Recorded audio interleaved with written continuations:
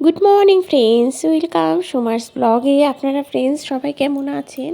আজকে নিয়ে এসেছি রেসিপি চিকেন কষা। মাটনকেও কিন্তু হার মানাবে। প্রথমেই দিচ্ছি তেলের মধ্যে তেজপাতা আর গোটা জিরে ফোড়ন। ফোড়নটা ঝাঁঝালো হয়ে আসলে তখনই দিয়ে দিতে হবে আলুটা আর চিকেনটা সব একসাথে দিয়ে। কিন্তু আমি আগে একটু নুন আর হলুদ দিয়ে ভালো করে এটাকে ভেজে নিয়েছি। সব একসাথে ভাজলে সেদ্ধও হয়ে যাবে, ভাজাটাও হয়ে যাবে। সেই জন্য একসাথেই সব দিয়ে দিলেই খুব সুন্দরভাবে এটা হয়ে যায়।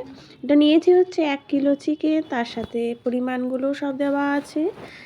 পেঁয়াজ, আদা, রসুন, কাঁচা লঙ্কার পেস্ট দিয়ে দিলাম। ভাজা হয়ে যাবার পর দিয়ে দিয়েছি শুকনো লঙ্কার গুঁড়ো আর এই টমেটোগুলো কিন্তু পুরো সাঁতলানো হয়ে যাবে যখন মাংস, তারপরে এটা দেবেন।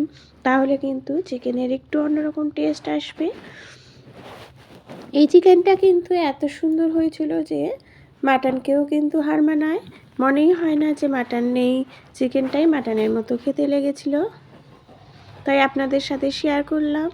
আর একটু নুন লাগবে, একটু কিন্তু চিনিও দিতে হবে। চিনি না দিলে কিন্তু মাটনের মতো টেস্টটাও আসবে না। আর প্রত্যেকটা জিনিসই অল্প করে চিনি দিলে তার টেস্ট কিন্তু খুব ভালো হয়। তারপরে দিয়ে দিচ্ছি নামানোর আগে গরম মশলার গুঁড়ো আর কিন্তু ঘিও দিতে হবে। তারপরেই কিন্তু রেডি হয়ে যাবে চিকেন কষা। মাটনের মতোই চিকেন কষা, দুর্দান্ত স্বাদের হয়েছিল, শেয়ার করলাম।